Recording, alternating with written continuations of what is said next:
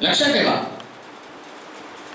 खूप आम्ही चांगले आहोत, देवाच्या पसंतीचे लोक आहोत असं पण नाहीये. आम्हाला मिळालेलं नवीन वर्ष ही फक्त देवाची आमच्यावर कृपा आहे. आणि बायबल सांगतं, ज्याच्यावर त्याला कृपा करावीशी वाटते त्याच्यावर तो करतो. आम्ही धन्य लोक आहोत, कमीत कमी देवाला आमच्या कृपा करावी तरी वाटली हो, नाही का? जर देवाला कृपा केली नसती तर कदाचित आज आम्ही परमेश्वराच्या घरामध्ये नसतो. परंतु नवीन वर्षामध्ये काही निश्चय, काही निर्णय आमच्या जीवनामध्ये असतात.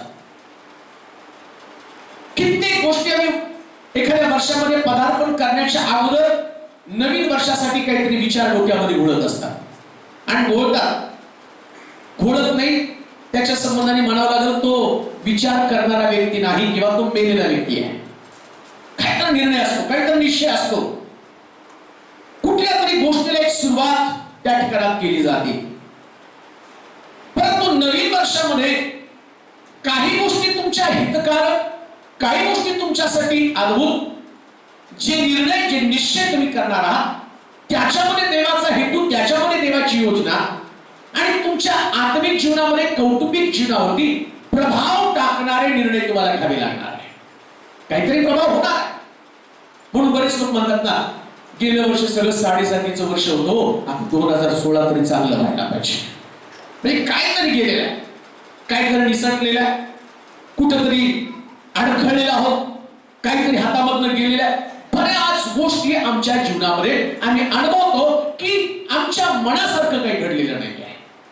परंतु आज नवीन वर्षाच्या आरंभी पवित्र शास्त्रामध्ये एक विशिष्ट प्रकारचा प्रदेश आणि त्या प्रदेशाकडे पाहून नवीन वर्षाच्या सुरुवातीला पहिल्याच दिवशी परमेश्वरानं काहीतरी उद्गार काढले आहेत. आम्ही देखील एक नगर आहोत. बायबल सांगतं, परमेश्वर घर बांधत नाही तर बांधणाऱ्याची श्रम व्यर्थ आहे, परमेश्वर नगर रक्षत नाही तर पहारेकऱ्याचे जागणं व्यर्थ आहे. आम्ही नगर आहोत, आम्ही शहर आहोत आणि देव या शहराचं राखण करत आहे, देव या शहराचं रक्षण करत आहे आणि रक्षण केलं म्हणून 2016 मध्ये आम्ही आलेलो आहोत. राखलं नसतं तर कदाचित उद्ध्वस्त झालं असतं. आणि या प्रकारे हे शहर म्हणजे आम्ही स्वतः आहोत आणि या शहराचं रक्षण देवानं केलेलं असताना परमेश्वर आमच्या बाबतीमध्ये काहीतरी उद्गार काढत आहे आणि ते उद्गार कदाचित आमच्यासाठी तर नाही ना, या गोष्टीचा विचार आम्हाला करणं गरजेचं आहे. आम्ही त्याच्यासाठी एक वचन वाचणार आहोत, एशेकेलचं पुस्तक आणि त्याचा 26वा अध्याय 1 पासून 6 पर्यंतची वचन वाचूया. एशेकेलचं पुस्तक 26वा अध्याय आणि 1 पासून 6 पर्यंतची वचन. नंतर 11व्या वर्षी महिन्याच्या प्रतिपदेस परमेश्वराचं वचन मला प्राप्त झालं. ते हे मानवपुत्रा सोर यरुशलेमेविषयी म्हणत आहे, आहा जी केवळ राष्ट्रांचे प्रवेशद्वार अशी होती ती मोडून गेली आहे आणि आता लोकप्रवाह मजकडे वळला आहे. ती उजाड झाली आहे. म्हणून आता माझी भरभराट होणार आहे. यास्तव प्रभू परमेश्वर म्हणतो, पहा अगे सोरे मी तुझ्या विरुद्ध आहे. समुद्र आपल्या लाटा लोटतो त्याप्रमाणे मी तुझवर बहुत राष्ट्रे लोटील. ते सोरेच्या तटांचा विध्वंस करतील व तिचे बुरुज पाडून टाकतील. मी तीचवरील माती खरडून काढून तिचा उघडा खडक करेल. ते बाबाचं वचन आशीर्वाद देतो. वर्षाच्या सुरुवातीला बायबल सांगतं 11व्या वर्षी महिन्याच्या प्रतिपदेस तुमच्यासाठी 1 जानेवारी. 1 जानेवारीला प्रतिप्रदेश सोर नावाचा एक प्रांत आहे. सोर आहे आणि या सोर प्रांताचं वैशिष्ट्य जर तुम्ही पाहिलं तर एक मोठं व्यापारी शहर आहे. बिझनेस या सोर शहरासंबंधाला बघितलं तर तिथं रंग काचकाम आणि धातूचे जे काम आहे आणि त्याचं नक्षी करण्याचं काम म्हणजे अतिशय नावाजलेलं शहर, प्रसिद्ध शहर. या शहराचं आणखी एक वैशिष्ट्य प्रसिद्ध आणि मुख्य भूमीवरती उभारलेलं शहर. म्हणजे कोणत्याच गोष्टीची कमतरता नाही या शहरामध्ये. नावलौकिक आहे, उद्योग नगरी आहे, अनेक लोक या नगरामध्ये येतात आणि सगळ्यात महत्वाची गोष्ट येशू ख्रिस्तानं ज्यावेळेस या शहरामध्ये प्रवेश केला त्यास येशू ख्रिस्ताचं दिमागदारपणे या शहरानं स्वागत केलेलं आहे. मार्काचं शुभवर्तमान आणि त्याचा 7वा अध्याय 24 पासून 30 पर्यंतच्या वचनामध्ये तुम्ही पाहिलं तर येशू ख्रिस्त सोर या शहरामध्ये आलेला आहे. आणि सोर प्रांतात आल्यानंतर या ठिकाणच्या लोकांनी त्याचं आदर स्वागत केलेलं आहे. स्वागतामध्ये कमी पडले नाही. परंतु या शहरासंबंधानं सांगितलं गेलं, या शहराच्या बाबतीमध्ये शास्त्रामध्ये असं लिहिलं, असं सगळं असताना येशूची स्वागत करणारी नगरी, भरभराट पावलेली नगरी, नावलौकिक मिळालेली नगरी, मध्यवर्ती ठिकाणी असणारी नगरी, पण या नगरीच्या बाबतीमध्ये वर्षाच्या सुरुवातीला परमेश्वर एक शब्द उच्चारतो आणि तो म्हणतो, मी तुझी टेकडी ओसाड करून टाकेल. स्वागत करणारी नगरी, येशूने चमत्कार केलेली नगरी. सोर प्रांतामध्ये प्रभू येशू ख्रिस्त आला. एक कणानी सरपुडकी जातीची स्त्री आणि ती स्त्री मार्काच्या शुभवर्तमानामध्ये तिथं असं लिहिलं, आता मी जो तुम्हाला अभ्यास घेतला त्याच्यामध्ये, ती येशूकडे आली आणि ती म्हणजे माझ्या मुलीला ओळखला. आणि येशू त्या नगरामध्ये चमत्कार करत नाही. येशू त्या बाईला म्हणतो, अगं कोणी मुलाचं काढून कुत्र्याला घालत नाही. या नगरीनं येशूचं स्वागत केलं. जी नगरी उद्योग नगरी आहे, जी नगरी मध्यवर्ती ठिकाणी असणारी नगरी आहे, पण त्या नगरीमध्ये असणाऱ्या स्त्रीला येशू म्हणतोय, कोणी सुद्धा मुलाचं काढून कुत्र्याला घालत नाही. आणि याचं कारण जाणून घेणं गरजेचं आहे. असं काय या नगरी संबंधानं बोललं गेलं आणि त्याच्यामध्ये आम्ही पाहतो, वर्षाच्या सुरुवातीलाच या नगरीनं काय निश्चय केला माहिती का? ती म्हणती, मला मोठा आनंद झाला का? कारण यरुशलेम नगरी उजाड झालेली आहे. का देऊ का? काय सोर प्रांतासारखे लोक तर आम्ही नाहीत ना. येशूचं स्वागत तर आम्ही केलं 25 तारखेला, जल्लोष केला, नाचलो, बागडलो, रंगरंगोटी केली, सगळं काही सुंदर केलेलं आहे. यरुशलेम नगरी आध्यात्मिक जीवनासंबंधानं बोललं गेलं, या आध्यात्मिक नगरी संबंधानं किती लोकांनी बारकाईने विचार केलेला आहे. आध्यात्मिक जीवन काही नगरी पडझड व्हायला आली का? आणि तिच्या पडझडीची तमा तुम्ही बाळगत नाही. बायबल सांगतं ही नगरी प्रसिद्ध पावलेली नगरी आहे, भरभराट तिची झालेली आहे, सर्व गोष्टीची विपुलता तिच्याकडे आहे. आणि या नगरी संबंधानं म्हटलं की यरुशलेमच्या प्रवेशद्वार तुटून गेलेली आहेत. यरुशलेमची प्रवेशद्वार गळून पडलेली आहेत, उद्ध्वस्त झालेली. वाचता वचन एशेकियाच्या पुस्तकामध्ये, मानवपुत्रा, सोर यरुशलेमेविषयी सोर यरुशलेमेविषयी म्हणत आहे, आहा, जी केवळ राष्ट्राचे प्रवेशद्वार, जी केवळ राष्ट्राचे प्रवेशद्वार अशी होती ती मोडून गेली आहे.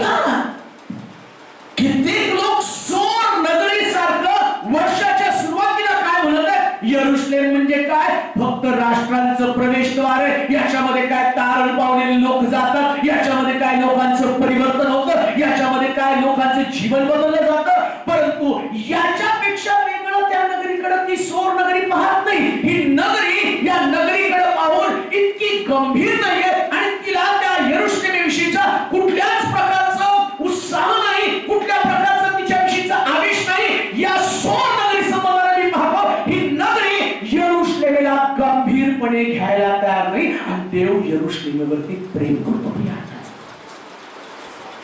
शास्त्रात काय लिहिलं माहिती का? यरुशलेमेच्या शांतीसाठी प्रार्थना करा.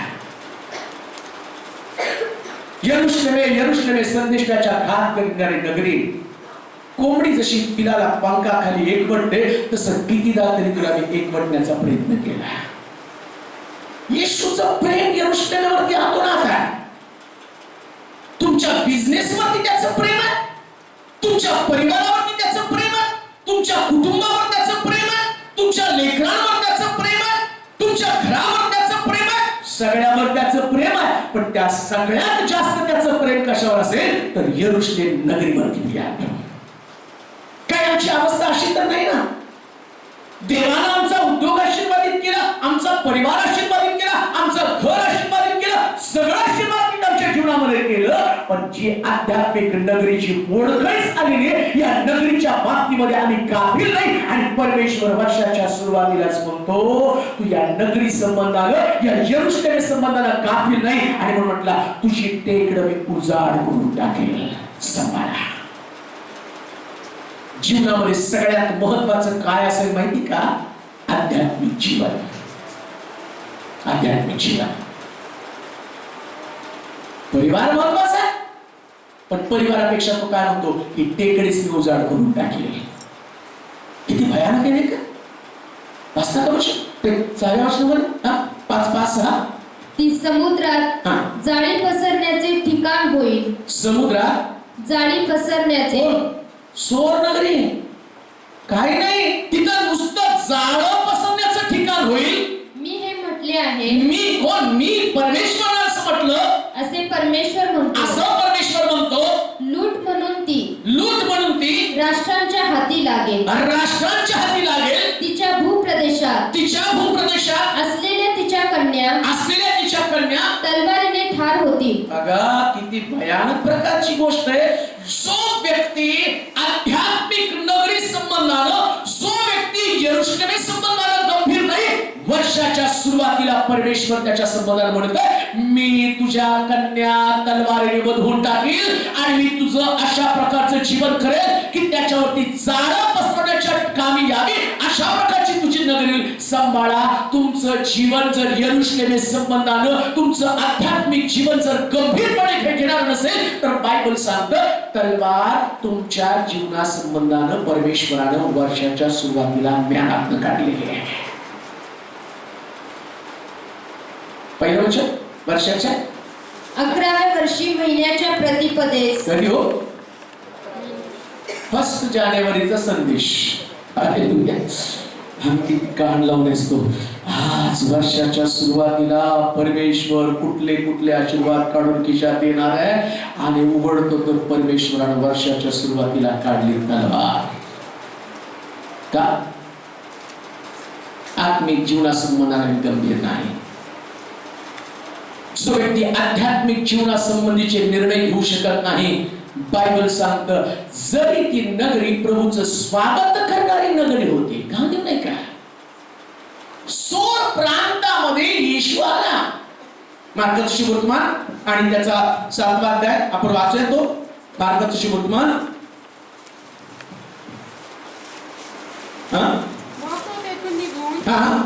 24 पासून तेथून निघून सोर प्रांतात गेला. तेथे तो एका घरात गेला. ते कोणाला कळू नये असे त्याच्या मनात होतं. तरी त्याला गुप्त राहणं शक्य नव्हतं. पण तिच्या लहान मुलीला अशुद्ध आत्मा लागला होता. अशा एका बाईनं त्याच्याविषयी लगेच ऐकले. तसं लिहिलं येशूच्या मनात आलं की कोणालाच कळू नये. मी खूप दिवस विचार करत होता. येशू तर म्हटलं मनुष्याचा पुत्र हरवलेले शोधण्यासाठी आला. जाताना म्हटलं जाऊन सर्व सृष्टीला शुभवर्तमान सांगा आणि पित्याच्या पुत्राच्या नावाने त्याला बाप्तिस्मा द्या, त्यांना शिष्य करा, सगळ्या घोषणा करीत आणि लोकांना स्पष्टपणे सांगितलं. आणि तोच येशू ज्या सोर प्रांतामध्ये तो म्हणतो लोकांना मी आलो हे कळू पण नाही का हो, कारण त्या नगरीला त्याला आशीर्वाद द्यायचा नव्हता. स्वागतासाठी उत्सुक असणारी नगरी. काही लोकांचं जीवन फक्त स्वागत करण्यामध्ये उत्सुक. 25 तारीख आले नाताळ, 1 जानेवारी आली नवीन वर्ष, गुड फ्रायडे आले, ख्रिस्त झाला वरच पेनेलं. ईस्टर आलं आणि प्रभू उठला, मला भेटला, तुला भेटला, माझ्याशी बोलला, तुझ्याशी बोलला, इथपर्यंत हातात देऊन स्वागत. आणि त्याच्यानंतर आध्यात्मिक जीवन फुस. बायबल सांगतं येशू त्या नगरीला कधीच आशीर्वाद देऊ शकत नाही. जे लोक आपल्या जीवनाचा बारकाईने विचार करत नाही, या सगळ्यामध्ये तुमचं आध्यात्मिक जीवन कुठल्या पातळीवरती आलेलं आहे.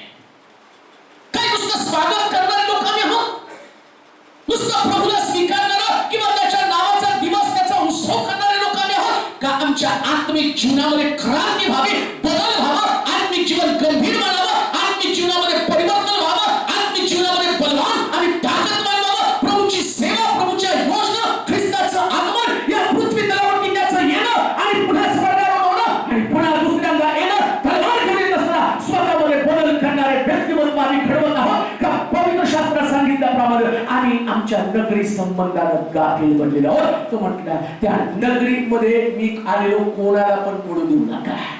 का? कारण पवित्र शास्त्र सांगतं जिथं जिथं येशू गेला ना तिथं काहीतरी चमत्कार घडलेलाच आहे. कुठं पण जाऊया, काना गावात अजून चमत्कार केला नव्हता, पण येशू तिथं आला. द्राक्षरस संपला आणि द्राक्षरस संपल्याबरोबर लोक येशूकडे आले आणि हे मध्ये म्हटली आणि बघा हा जे काही सांगतो ते करा. आणि ते दगडी रांजण भरले. येशूनं पाहिलं, चमत्कार घडला, द्राक्षरस पाण्याचा द्राक्षरस झाला. येशू आला की चमत्कार घडतो. आता या नगरी संबंधानं, या सोर नगरी संबंधाने मी पाहतो येशू तिथं गेला पण त्याचं अंतःकरण जड झालं होतं. आणि कधी कधी म्हणतो नाही का, नाही आज माझं अंतःकरण जरा जड आहे, मी उपासना करू शकत नाही. सोर नगरी प्रमाणे ज्या दिवशी तुमचं अंतःकरण तुम्ही जड करता, पण एक दिवस त्यानं जर तुमच्यासाठी अंतःकरण जड केलं, सोर नगरी सारखं आमचं जीवन बनणार आहे. काय प्रभूचं अंतःकरण आमच्याविषयी कठीण झालं का? प्रभूला तुमच्याविषयी, तुमच्या जीवनाकडे पाहिल्यावर आज आम्ही कुरकुर करत आहोत, रडत आहोत का प्रभू माझं ऐकत नाही? तो म्हणतो कसं ऐकू? सोर नगरी प्रमाणे फक्त स्वागतामध्ये तुर्ममान झालेलेस, स्वागतासाठी तुर्ममान झालेले, पण मी तुझ्याकडनं पाहिलं, मी तुझ्याकडनं अपेक्षा केली, तुझं प्रार्थनेचं जीवन बलवान व्हावं. या नगरीचं परिवर्तन झालं नव्हतं. या सोर नगरीमध्ये परमेश्वर तिला शाप देत आहे. परमेश्वर म्हणतो या नगरीचे टेकडा मी ओसाड करून टाकेल, या नगरीला मी उद्ध्वस्त करून टाकेल, या नगरीतला व्यापार मी संपून टाकेल, या नगरीची सुरक्षा मी काढून टाकेल, राष्ट्र तिला पायदळी उडवतील, तिच्या मुली तलवारीने झाटून टाकतील. परमेश्वर या नगरी संबंधाने बोलत आहे, परंतु या नगरीनं जेवढं गंभीरपणे घ्यायला पाहिजे आणि ते घेतलं नाही. आणि या नगरीनं देवाचा न्याय आपल्या जीवनामध्ये अनुभवला. या नगरीला परमेश्वराने उद्ध्वस्त केलं, पण जेव्हा या नगरीला तिचं पाप कळालं, जेव्हा या नगरीला तिच्यातल्या खंतता कळाला, जेव्हा या नगरीला स्वतःच्या जीवनातलं उणेपण कळालं, या नगरीनं स्वतःचं पुनरुज्जीवन केलं. देवाचे प्रिय लोक, आणि कदाचित 2015 मध्ये या नगरीसारखं असू, कदाचित आमच्या आत्मिक जीवनामध्ये प्रार्थना केली नसेल, आम्ही शासना घालण्याचं टाळलं असेल, कदाचित आम्ही देवाच्या जवळ जाण्यासाठी टाळलं असेल, कदाचित देवाच्या मंदिरासंबंधाने मी गंभीर नसू. काय तुम्ही जेवढं बाकीच्या गोष्टी सिरियसली घेतात तेवढं देवाचं मंदिर, परमेश्वराचं समक्षता, देवाचं सानिध्य. तुमच्या लेकराला तुम्ही अभ्यासाला बसवलं पण प्रार्थनेला बसवलं का? तुमच्या लेकराच्या शाळेचा एक पण खाडा होऊ दिला नाही, चर्चचा खाडा होऊ दिला का? तुमच्या लेकरांना तुम्ही होमवर्क करण्यासाठी सक्ती केली, कधी बायबल वाचण्यासाठी सक्ती केली का? तुमच्या लेकराला एखादी पोएम म्हणण्यासाठी जेवढा तुम्हाला आनंद होतो, कधी त्याला स्तोत्र म्हणण्यासाठी तुम्ही आनंद व्यक्त केला का? ते त्याच्या मुखातनं बोललं का? का नुसतं तुम्ही तुमच्या लेकराला एक नाताला कपडे, नवीन वर्षाला कपडे, स्वागत करण्यासाठी तुम्ही तुमच्या लेकराला सोर नगरी बनवत आहात? तुम्ही तुमच्या लेकराला सोर नगरी सारखं बनवत आहात. ज्या नगरी संबंधाने परमेश्वर म्हटला तिचा माथा मी उजळ करून टाकेल. लक्षात ठेवा, माथ्यावरती सगळं गौरव आहे, सगळं वैभव लपलंय ते माथ्यावरती. हे गौरव तुमच्या जीवनाला येण्याच्या अगोदर देवाला वाटतं हा माथा जो आहे ना तो चमकणारा असावा, हा माथा त्याची भरभराटावी असावी. आणि शास्त्रात लिहिलं मी तुला पूंछ नव्हे तर तुला मस्तक करेल, मी तुला माथा करेल. आणि तो माथ्याकडे पाहून म्हणतो हा माथाच मी उजळ करून टाकणार आहे. 2016 मध्ये तुमच्या परिवारातल्या लोकांना प्रभूने अशा पद्धतीनं बांधावं, एक निश्चय, एक निर्णय असला पाहिजे. मी सगळ्या गोष्टी दुय्यम स्थान देणार. आम्ही म्हणाल का सगळ्यांना दुय्यम स्थान? प्रथम स्थान देवाला, प्राधान्य देवाला. परमेश्वराचं घर पहिलं, आराधना पहिली, वचन पहिलं, प्रार्थना पहिली. सकाळी उठल्यावर माझी प्रार्थना पहिल्यांदी असणार आहे. आणि सकाळी उठल्याबरोबर परमेश्वराच्याकडे वेळ आल्यावर प्रार्थना करू नका. बरेच लोक वेळ आल्यावर प्रार्थना करतात. आता देवाला धावा करू. मी एका ठिकाणी बोलता बोलता एक संदेश दिला. काय 25 तारखेला चर्चला. आता जर तुम्ही बघितलं सगळ्या चर्चेस मध्ये मंडप पडले असेल का? कारण आमचा येशू जन्माला आला, आम्ही ख्रिश्चन आहोत आणि मग चर्च मध्ये गर्दी. काय बोलत नाही येशू. ठीक आहे, 25, 1 तारीख, 31 सगळं झाल्यावर मग ते लोक चर्चला टाटा बाय बाय. प्रभू पण काय बोलत नाही. मग एक दिवस असा येतो, तो व्यक्ती आजारी पडतो. इकडं नाकात एक नळी, या हाताला सलाईन, त्या हाताला सलाईन, आणि सारखं आणि प्रार्थनेला या. पास्टर जातात, विचारा काय जरी झालं तर रडू रडू प्रार्थना प्रभू.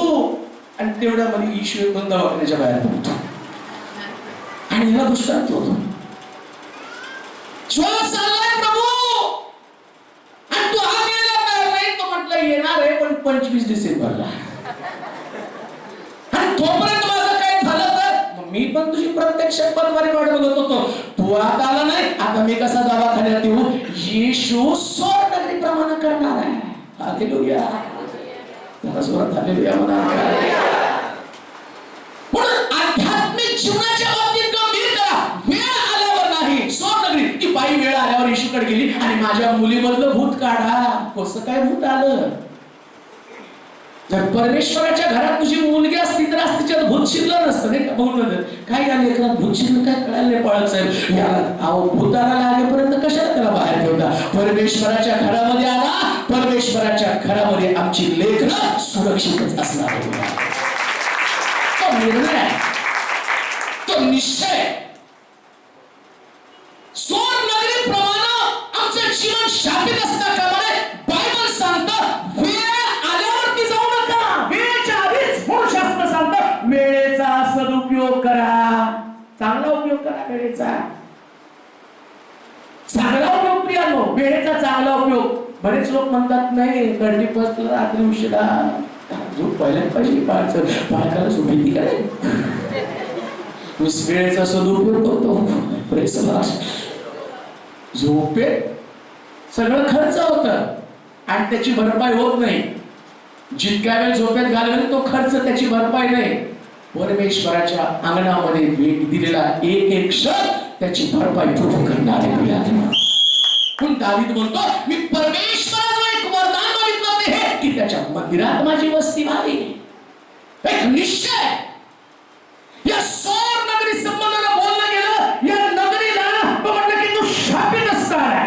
नेहमीच्या पुस्तकामध्ये वाचूया पहिला अध्याय 1 ते 4 पर्यंतची वचनं. पटपट वाचा. नेहमीचं पुस्तक पहिला अध्याय 1 पासून 4 पर्यंतची वचनं. स्वर्गनगरी तिला यरूशलेमेच्या रासाविषयी आनंद, यरूशलेमेच्या वेशी मोडल्यामुळं आणि त्या ठिकाणामध्ये सगळे लोक आणि ती नगरी आनंदित झालेली आहे. आणि ती म्हणते ही नगरी यरूशलेम नगरी मोडल्यामुळं माझी भरभराट होणार आहे. अजून एक मुद्दा लक्षात घ्या ते वाचण्याच्या अगोदर. यरूशलेम नगरी मोडली. कान देऊ नये का?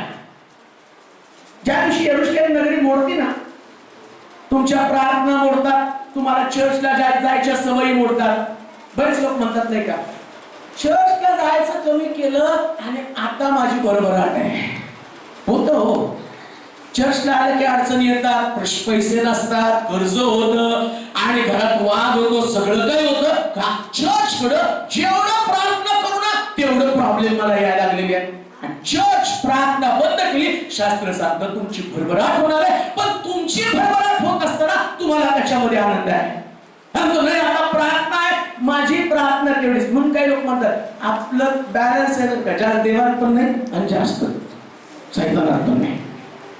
लक्षात ठेवा, तो जास्त देवात नाही ना देवात जास्त आणि कमी नसतं. हे तुमच्या मापात पाप चालतं, इथं नाही चालत मापात पाप. इथं एक तर देवात नाही तर सैतानात, दोनच. मी देवात कमी, माझं बॉर्डरवरती आहे. बॉर्डरवरती म्हणजे तुला खात्री आहे, पटकन तिकडं उडी मारून तिकडून रविवार सुटलं की इकडं उडी, रविवार इकडं, सोमवारी तिकडं, रविवार इकडं, सोमवारी तिकडं, सोमवार रविवार, सोमवार रविवार.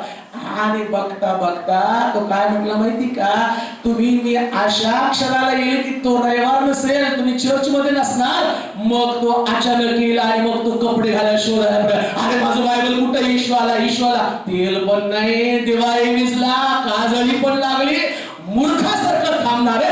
कदाचित तुम्ही या नगरीमध्ये नसाल म्हणून तुमची भरभराट असेल, कदाचित या नगरीमध्ये तुमचं वास्तव्य नसेल म्हणून तुमचा उत्कर्ष होत असेल. पण एक वचन मी तुम्हाला सांगतो, मनुष्यानं सारं जग मिळवलं, त्यातल्याचा नाश केला तर त्याला काय, नो डाऊट. आज तुम्ही पहा, कधी कधी प्रश्न पडतो, धार्मिक असून काही मिळालं नाही आणि जे पाप करतात, जे कधी चर्चला जात नाही, त्यांची भरभराट आहे. तो म्हटला ना भरभराट होणार आहे. यरूशलेम नगरीविषयी तो म्हटला की या नगरीच्या आणि सगळ्या वेशी पडायला लागलेल्या आणि तुझी भरभराट करेल. माझी भरभराट होणार का, कारण नगरी मोडकळीस आलेली आहे. कदाचित तुम्ही अशा प्रकारच्या वर्गातल्या लोकांमध्ये असाल, तुम्ही प्रार्थना करत नाही पण तरी सुद्धा सगळं चांगलं आहे, पण सगळं चांगलं आहे म्हणून तुम्ही आशीर्वादित नाही. आमेन. लोक बरेच म्हणतात, मला कधी कधी कोणाला फोन केला, तुम्ही कशा, आम्ही आशीर्वादित आहे. कोणतरी मला विचारतो, तुम्ही बाळासाहेब तुम्ही कसे आहेत, आणि आपला नेहमीसारखा भोळेपणाने म्हणतो आहे ठीक आहे. तुम्ही कसे आहेत, आम्ही आशीर्वादित आहे. आणि परत प्रार्थना करा ना, आर्थिक प्रश्नासाठी प्रार्थना तर म्हटलं आशीर्वादित आहे, म्हणजे आम्हीच आमचं सांत्वन करतो, आम्ही आशीर्वादित आहोत. तुमच्याकडे ज्या वस्तू आहेत तो आशीर्वाद नाही, खरा आशीर्वाद प्रभू येशू ख्रिस्त आहे. तर आशीर्वाद कोणता आहे, 133 स्तोत्रामध्ये म्हटलं, बंधूंचं ऐक्यानं एकत्र येणं किती चांगलंय, परमेश्वरानं तिथं खरा आशीर्वाद देण्याचं ठरवलेलं आहे. खरा आशीर्वाद परमेश्वराच्या घरामध्ये. आज तुम्ही परमेश्वराच्या घरात वर्षाच्या सुरुवातीचा पहिल्या रात्री तुम्ही थकला, पण आशीर्वाद घेण्यासाठी धावत पळत आला नाही का, आशीर्वाद मला मिळालाच पाहिजे का, कारण तो खरा आशीर्वाद आहे. कित्येक लोक या नगरी संबंधानं गाफील नाहीये. वाचा पुढे. 20व्या वर्षी 30व्या महिन्यात मी शुशान राजवाड्यात होतो. मी शुशान राजवाड्यामध्ये होतो तेव्हा हनानी नावाचा माझा एक बांधव आणि इतर काही लोक यहूदातून आले.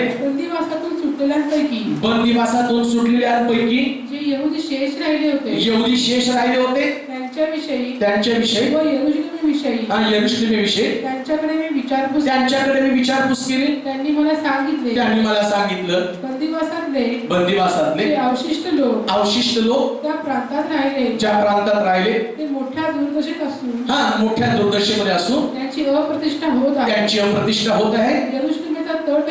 यरूशलेमेचा तट कोसळला आहे व त्याच्या विषयी आग लागून जाळून टाकले आहेत. हे ऐकताच मी खाली बसून रडू लागलो आणि बरेच दिवसापर्यंत विलाप करीत राहिलो. मी उपास करून स्वर्गीच्या देवाची प्रार्थना केली. इकडं सोर नगरी म्हणते यरूशलेमेच्या वेशी गळून पडल्या, आता माझी भरभराट होणार आहे. आणि इकडे नेहम्या म्हणत आहे यरूशलेमेची खबर मला द्या. कितव्या महिने, 3ऱ्या महिने, जानेवारी संपला, शाळा सुटली, पाठी फुटली नाही. नेहम्यानं काय केलं, 3 महिन्यानंतर पुन्हा विचारलं यरूशलेमेची खबर काय. 3 महिन्यानंतर आतापासून सुरुवात करून प्रत्येक महिन्याला आपल्या आत्मिक नगरीची तपासणी करा. माझ्या आत्मिक नगरीची पडझड झाली का, माझ्या वेशी त्याला आग लागली आहे का, माझ्या वेशी जमीनदोस्त झाल्यात का, या वेशीची निगा राखण्याचं काम मी केलं का, माझी प्रार्थनेची वेस आता गळून पडलेली आहे. पूर्वीसारखं प्रार्थना करायचं बंद केलं का. सैतानाला तुमच्या प्रार्थना बंद पाडण्यामध्ये जास्त वेळ आहे. लक्षात ठेवा, त्या नेहमीच्या पुस्तकामध्ये जर तुम्ही वाचायला सुरुवात केली ना, इकडं हा नेहम्या ती असणारी वेश बांधायला सुरुवात केल्याबरोबर तिकडे सनबल्ल टोबिया काय म्हणतो, याच्या वेशीवरती कोल्हावून गेला तर ती पडून जाणार नाही. घाबरवत होतो तुम्हाला. सैतान तुम्हाला प्रार्थना करू देत नाही. कदाचित आज बऱ्याच लोकांनी निश्चय केला असेल, कमीत कमी 15 मिनिटं मी प्रार्थना करणार आहे. आणि तुम्ही प्रार्थना करताना रात्री निर्णय घेताना त्याने तुम्हाला निर्णय घेऊ दिला, 2 दिवस 3 दिवस 4 दिवस प्रार्थना करतो आणि 5व्या दिवशी तुला जमणार नाही, आज करशील पुढे पुढे जमणार नाही. आणि परत काय सांगतात, ही उगीच ढोंगी प्रार्थना आहे त्यांची. प्रार्थना करतात आणि भांडणे करतात, सगळं निगेटिव्ह तुम्हाला सांगायला सुरुवात करतील आणि म्हणतो कोल्हा येऊन पण तुझी वेस पडून जाणार आहे. देवाची प्रिय लोक, प्रार्थना हे तुमच्या नगरीसाठी सुरक्षा कवच आहे. येशू ख्रिस्त वधस्तंभी जाण्याच्या अगोदर कठीण परिस्थितीमध्ये रात्रभर डोंगरावरती प्रार्थना करून तो वधस्तंभावर गेला. प्रार्थनेनं त्याचा वधस्तंभ टळला नाही, पण या नगरीला सुरक्षित ठेवण्याचं काम त्या प्रार्थनेने केलं. आणि म्हणून शेवटी तो काय म्हटला, मी माझा आत्मा तुझ्या हाती सोपवतो. काय त्याची नगरी त्याने पडू दिली नाही. काय तुमच्या नगरी संबंधानं जसं नेहम्यानं पाहिलं आणि तिथं असं म्हटलं, त्याला ऐकल्याबरोबर कित्येक दिवस तो रडला.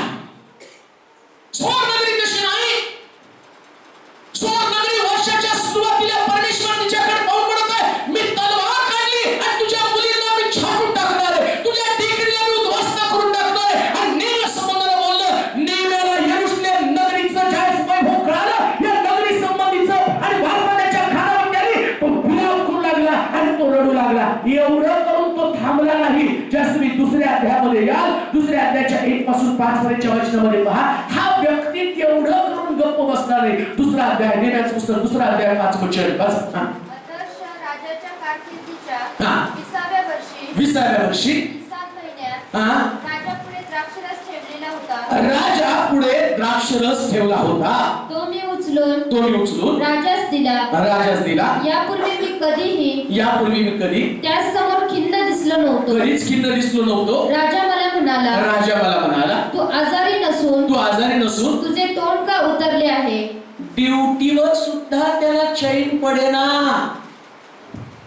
राजाच्या जवळचा व्यक्ती राजाच्या जवळ राहून राजाला द्राक्षरसाचा प्याला देणारा व्यक्ती, पण त्याचं जीवन वरपांगी नव्हतं. बायबल सांगतं, या नगरीचा शोष त्याच्या मनामध्ये इतका प्रचंड लागला होता, या नगरी संबंधानं तो इतका भावुक झाला होता, या नगरीविषयीचा आवेश त्याच्या मनामध्ये इतका होता की ज्यावेळेस तो राजाला प्याला देऊ लागला, राजानं त्याचा चेहरा वाचला आणि चेहऱ्यावरती पण म्हटला, राजा म्हटला, आजपर्यंत मला नाही वाटत तू अशा पद्धतीने मला कधी दिसला. तू आजारी तर नक्कीच नाही, पण एक गोष्ट माझ्या लक्षामध्ये आली की तुझा चेहरा उतरला आणि काहीतरी घडलेले. काय घडलं? त्याची नगरी मोडकळीस आली होती. आध्यात्मिक नगरीला एवढं गंभीर घ्या. सरकारी खात्यात मोठ्या हुद्द्यावर असणारा व्यक्ती, पण त्याच्या हुद्द्याची तमान बाळगता तो त्याही ठिकाणामध्ये विलाप करणं विसरला नाही, कारण त्याला ठाऊक आहे, या नोकरीपेक्षा पण माझं आध्यात्मिक जीवन तेवढं महत्वाचं आहे. ते वाचताना माझ्या अंगावरती शहारे आले. हा व्यक्ती राजासमोर जाताना त्याला स्वतःला इतकं तयार होऊन जावं लागतं, पण राजा सुद्धा त्याचा चेहरा वाचून त्याला म्हटला, अरे तुझा चेहरा एवढा उतरला का? देवाच्या लोकांनो, मी तर असं म्हणेल, ज्या रविवारी तुम्ही चर्चला जात नाही, ज्या दिवशी तुम्ही प्रार्थना करत नाही, त्याच तुमच्या चेहऱ्यावरती तेजी दिसता कामा नये. जर तुमच्या चेहऱ्यावरती प्रार्थना न करता तुम्ही ड्युटी करतात, प्रार्थना न करता तुम्ही आणि कामावरती जाता, चर्चला न जाता पुन्हा तुम्ही दुसऱ्या दिवशी कामावरती जातात, मग तुमच्या चेहऱ्यावरचा रंग कसा काय उजळ? काय तुम्हाला त्या आध्यात्मिक जीवनाविषयी तेवढं गांभीर्य नाही का? बायबल सांगतं, एवढा मोठा व्यक्ती जो राजाच्या समोर हजर असताना राजा त्याला विचारत आहे, तुझा चेहरा अशा पद्धतीनं का उतरला? काय त्याचं उत्तर वाचूया. काय सुंदर उत्तर त्या ठिकाणामध्ये त्याने दिलेलं आहे. राजा म्हणाला, तू आजारी नसून तुझे तोंड का उतरले आहे. तोंड का उतरला आहे? तुझ्या मनाला काहीतरी खेद होत असला पाहिजे. तेव्हा मी फार भ्यालो. मी राजास म्हणालो, महाराज चिरायू हो. माझ्या वाडवडिलांच्या कबरा माझ्या वाडवडिलांच्या कबरा जेथे आहेत जेथे आहेत ते नगर उजाड पडले आहे आहे त्याच्याविषयी अग्नीने जळून गेले अग्नीने आहे जळून गेले आहेत. तर माझे तोंड का उतरवायचे नाही. किती सुंदर बोलतो. वर्षाच्या सुरुवातीला आम्ही आमच्या आत्मिक नगरीचा विचार करून म्हटलं पाहिजे, प्रभू आजपर्यंत या नगरीचा विचार मी कधी केला नाही. हे नगर मोडलं, माझ्या प्रार्थना बंद झाल्या, माझ्या उपासना बंद झाल्या, माझ्या जीवनामध्ये ज्या प्रकारच्या गोष्टी असायला पाहिजे त्या आता नाहीयेत. आणि तुमचे चेहरे उतरले नाही का? तुमच्या चेहऱ्यावरती ती खिन्नता नाही का? ज्या गोष्टीची तुम्हाला गरज आहे त्या गोष्टी आज तुमच्या हातात नाही, याविषयी तुम्ही गंभीर नाही का?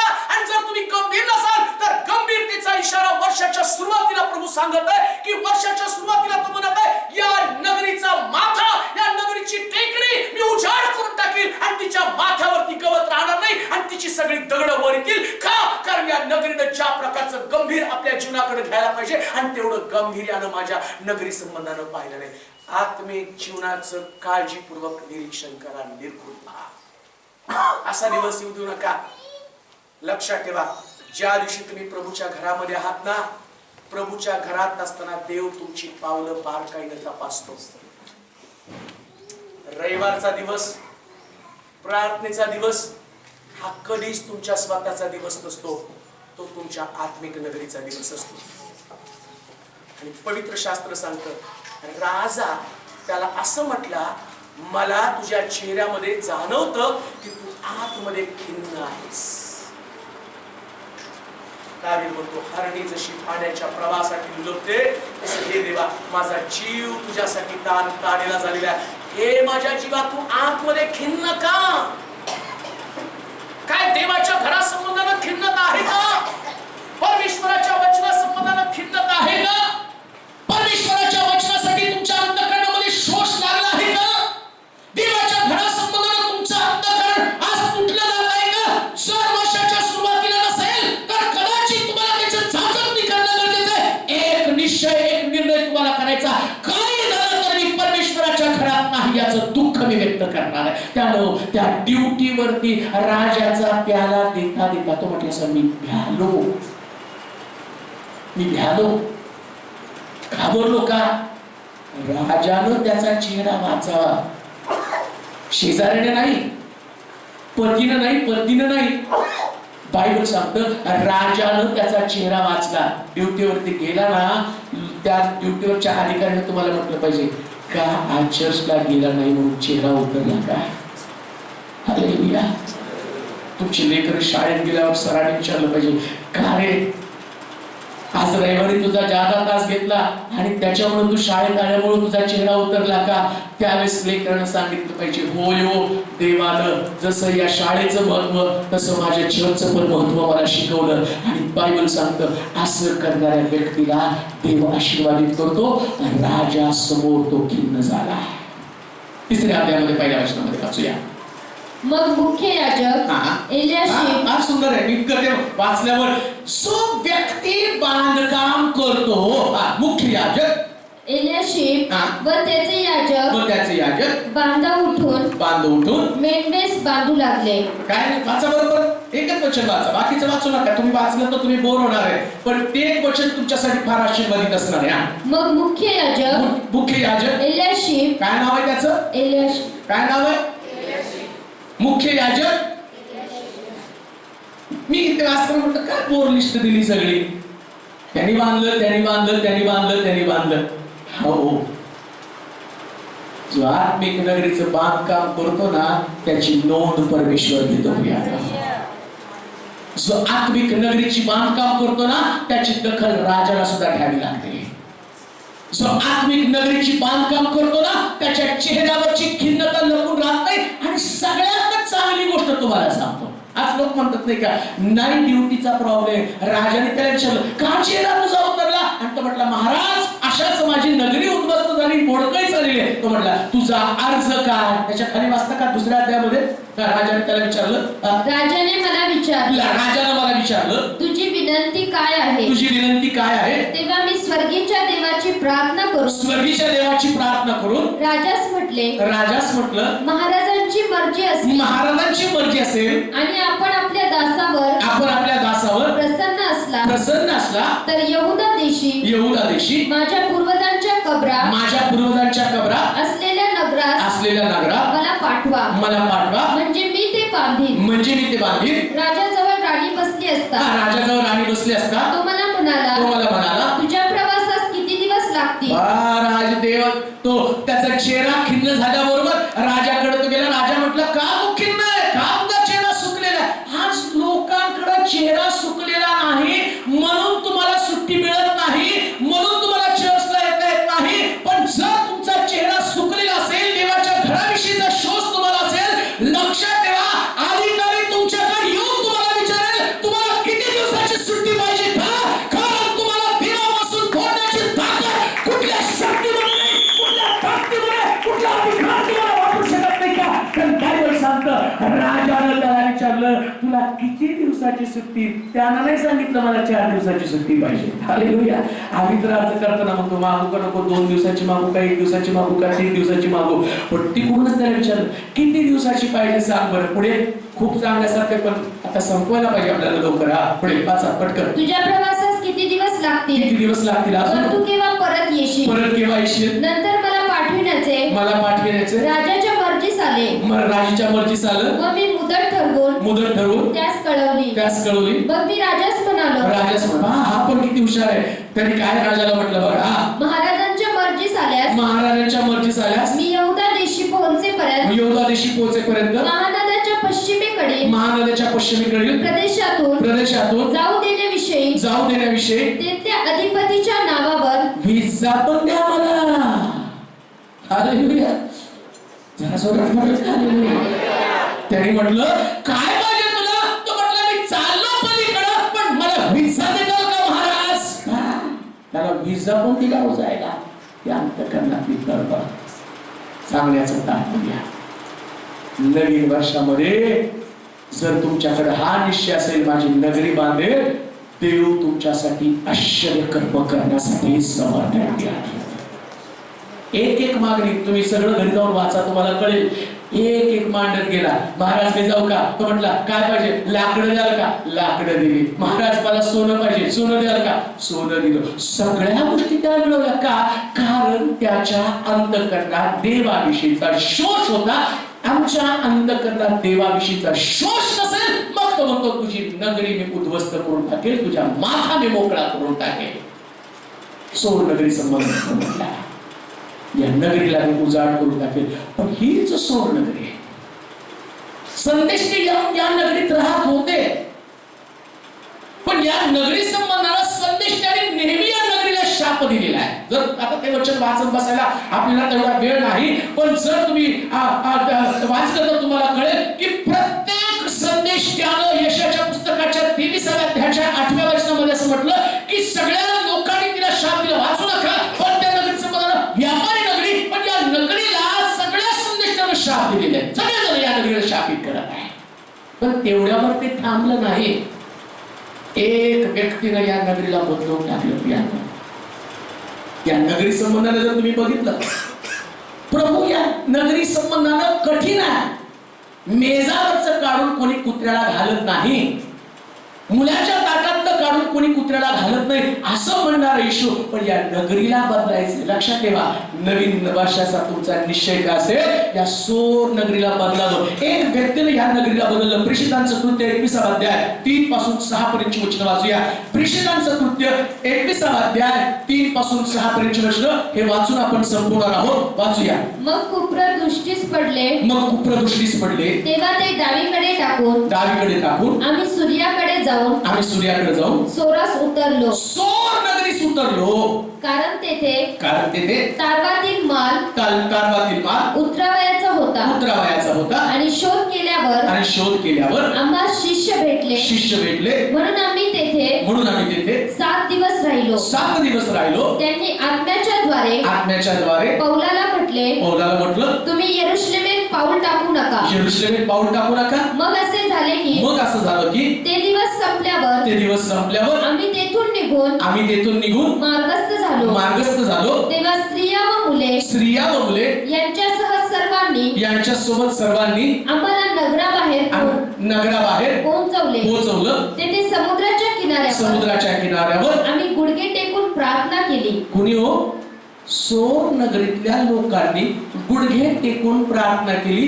ज्या नगरी संबंधानं प्रभू म्हटला, हिचं टेकडीने उद्ध्वस्त करून टाकील, या नगरीला मी शापित करून टाकील, या नगरीला मी उद्ध्वस्त करून टाकील, या नगरीला शाप देण्याचं काम सगळ्यांनी केलं. जेवढे संदेश आले तेवढ्याने शाप दिला.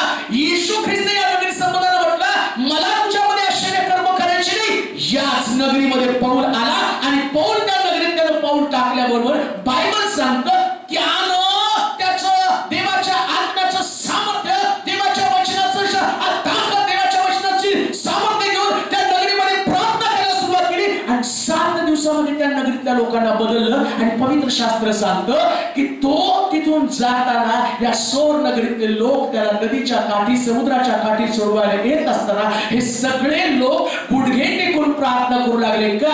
कारण पौलानं त्याचे जे दिवस आहेत, जेवढे दिवस त्याला तिथं राहता आलं तेवढे दिवस तो म्हटलं दिवस संपल्यावर. असं बरोबर वचन ते काय लिहिलंय? आणि असे झाले की ते दिवस संपल्यावर आम्ही तेथून निघून मार्गस्थ झालो. तेव्हा स्त्रिया व मुले यांच्यासोबत सर्वांनी आम्हाला नगराबाहेर पोहोचवले. 2016 संपताना तुम्ही आले 2016 मध्ये, पण तुमचा प्रवेश सोर नगरीमध्ये असू द्या. ज्या ठिकाणी लोक प्रभूला स्वागत करण्यासाठी तयार आहे पण बदलायला तयार नाही, अशा प्रकारचे जे लोक व्यापार करणारे लोक आहे पण प्रभूला महत्व देणारे नाही, अशा प्रकारचे लोक जे कारागीर आहे, जे बिझनेसमॅन आहे पण प्रभूला महत्व द्यायला तयार नाही. पण पवित्र शास्त्र सांगतं पौलानं त्या नगरीमध्ये पाऊल टाकलं. पौल त्या नगरीमध्ये गेला आणि 7 दिवस तिथं राहिला. लक्षात ठेवा, हे वर्ष संपता अशा प्रकारचं कार्य करा, अशा प्रकारचा निश्चय करा. हे वर्ष संपताना अनेक लोक देवाच्या राज्यामध्ये आलेले असतील, अनेक परिवार देवाच्या राज्यामध्ये आलेले असतील आणि त्याचा उद्धार आणि त्याचं पालन झाले असेल आणि तुमच्याद्वारे तुमचं तिथं वास्तव्य, तुमचा सेल ग्रुप आणि तुमची एकत्र येणं याच्याद्वारे त्या भागामध्ये असं काम दिसू द्या. ते लोक येताना तुम्ही बाहेर पडताना दिसेल. सगळ्या सेल ग्रुपच्या घरामध्ये प्रार्थना सोर नगरी बदलली आणि सोर नगरी आता प्रार्थना झाली. हा निश्चय तुम्हाला करायचा आणि प्रभूला सांगायचं, प्रभू निर्णय बदल, यांना मारू नको. जसा मोशे इस्रायल लोकांना प्रभू मारत असताना त्याच्यामध्ये मरी पाठवली, पालथा पडून म्हटला यांना मारायचं असेल तर जीवनाच्या पुस्तकात माझं नाव काढून टाक, यांना मारायचं असेल तर माझं नाव लिहू नको. आता तुमचा समय, तुम्ही म्हणायचं प्रभू या लोकांचं तारण होऊ दे. कदाचित आमचं शहर अशा प्रकारच्या नगरीचं शहर असेल, या स्वार्थसारखी त्याची स्थिती असेल. लोक आपल्या बिझनेस मध्ये असतील, लोक आपल्या कामकाजामध्ये असतील, लोक आपल्या व्यवहारामध्ये अडकून पडले असतील, लोक आपल्या कुटुंबात अडकून पडले असतील, पण त्याला वाऱ्यावरती सोडू नका. त्याला बाहेर काढा, त्याला आणा, त्याला एकेकाला ओढून काढा. कदाचित त्या अशा प्रकारच्या गोष्टीमध्ये अडकले असतील, त्याला बाहेर काढणारं कोणी नसेल, पण बाहेर काढताना पौलासारखं उठून उभं राहा आणि मला या नगरीत मी जायला तयार आहे. कोण जायगा त्याच म्हणा, प्रभू मला पाठवून जायला तयार आहे. हा तुमचा निश्चय, हा तुमचा निर्णय असू द्या. देवाच्या लोकांना प्रार्थनेची नगरी जर उद्ध्वस्त झाली असेल तर तिला बांधायला सुरुवात करा. नवीन वर्षामध्ये जी असेल नगरी तुम्ही बांधून काढा. हे वचन 3 दिवस अगोदर मला दिलं आणि काल वर्शिप करताना देवाला वचन दिलं, आय विल रिस्टोर, पुनर्बांधणी करेल. देवाच्या आत्म्याची बांधणी इतकी सुंदर असते. जर हे वचन प्रभूने आम्हाला दिलं, सोलापूरला तू बांधून काढेल, प्रियानो. परिवार बांधेल, अनेक कुटुंब बांधेल आणि बांधलेल्या गोष्टी 2016 मध्ये तुमच्याकडे साक्ष असेल. जसं पौलानं पाहिलं, आता शेवटी 33 फक्त एकच वचन वाचा. आणि एकमेकांचा निरोप घेतल्यावर आम्ही तारवात बसलो आणि ते आपल्या घरी माघारी गेले. त्याच्या अगोदर मग असे झाले की ते दिवस संपल्यावर आम्ही तेथून निघून मार्गस्थ झालो तेव्हा स्त्रिया व मुले कोण हो? स्त्रिया आणि मुले 2016चा समारोप करताना 15च नाही आता गेलं 16ला तुम्हाला दिसेल स्त्रिया मुलांची पण सगळं म्हणतात आम्ही तुम्हाला नुसतं आम्ही म्हणून सेवकला जाता इकडे स्त्रिया असतील इकडे मुलं असतील आणि सगळं चर्च देवाच्या सामर्थ्यानं भरलेलं असेल आणि आम्ही म्हणणार आहोत संता संता आमच्या देवानं केलेलं कार्य अद्भुत आहे या सोराला शापापासून वाचवणारे लोक बना आणि अशा पद्धतीने या नवीन वर्षाचा समारोप नवीन वर्षाचे आणि त्याच्यामध्ये पदार्पण करून जुन्या वर्षाची सांगता करा देव नवीन वर्षात तुम्हाला भरपूर आशीर्वाद देऊ आपले डोळे बंद करू